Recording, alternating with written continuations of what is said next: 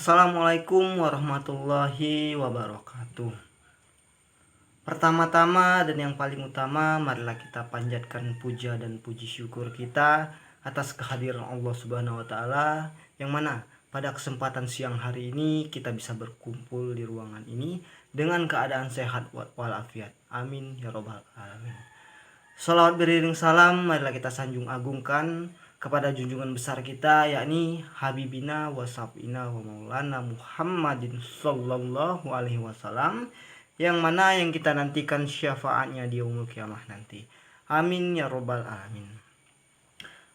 Baiklah, berbicaranya saya di sini, saya akan berceramah dan akan mengangkat sebuah tema, yaitu Islam dalam kemajmukan beragama.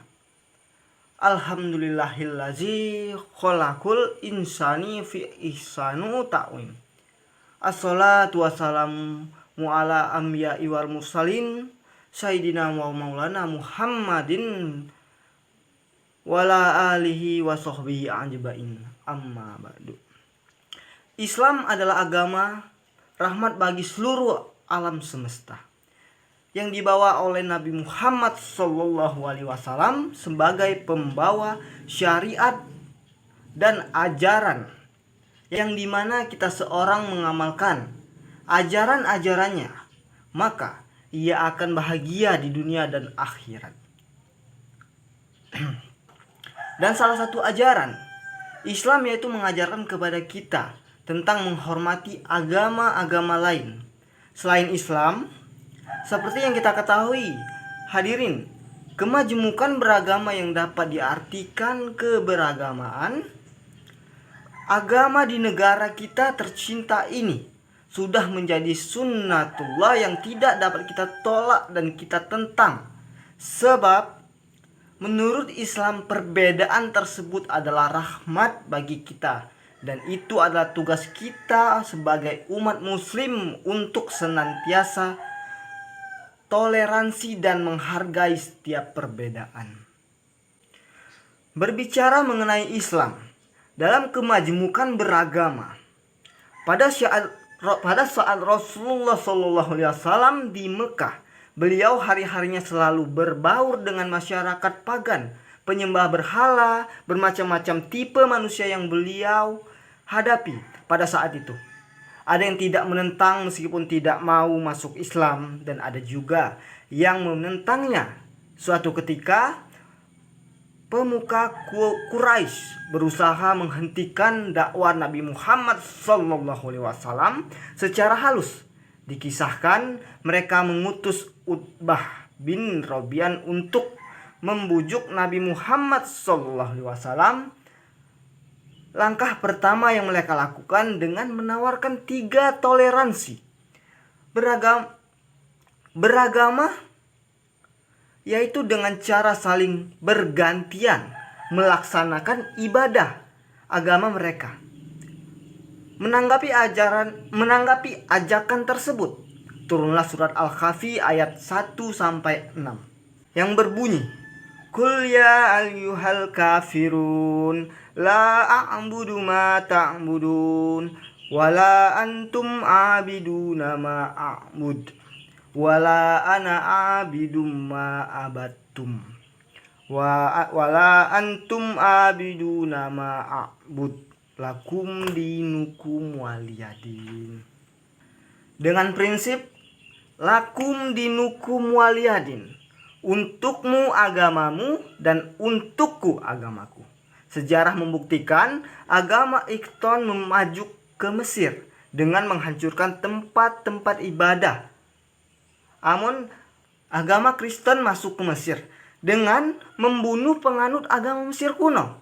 Agama Romawi paganis masuk ke Mesir dengan membunuh penganut Kristen Koptik. Islam masuk ke Mesir, tidak satupun rumah ibadah yang dibakar, tidak seorang pun pendeta yang dibantai, sesuai dengan sabda Rasulullah SAW, yang artinya siapa saja yang menyakiti kafir, zami sungguh telah menyakitiku. Lalu timbullah pertanyaan, bagaimana Islam menyikapi berbagai macam agama yang ada di dunia ini? Nah, jelaslah bahwa firman Allah Subhanahu wa taala telah mengajarkan kepada kita umat Islam agar jangan menghina, melecehkan dan memerangi ajaran lain. Biarkanlah kaum Kristiani mengamalkan ajaran cinta kasih Isa Al-Masih dan umat Hindu mengamalkan ajaran Veda-Vedanya, Resa Agata. Demikian juga kepada umat Buddha, biarkanlah mereka menjalankan ajaran Dharma Siddhartha Gautama. Begitu besar penghargaan Islam terhadap agama lain, maka hendaklah kita aplikasikan sikap saling menghormati, saling menghargai, dan bertoleransi antar umat beragama. Boleh kita toleransi mengenai muamalah terhadap agama yang lain. Berikut ini adalah bukti Islam adalah agama yang menjunjung tinggi toleransi terhadap agama lain.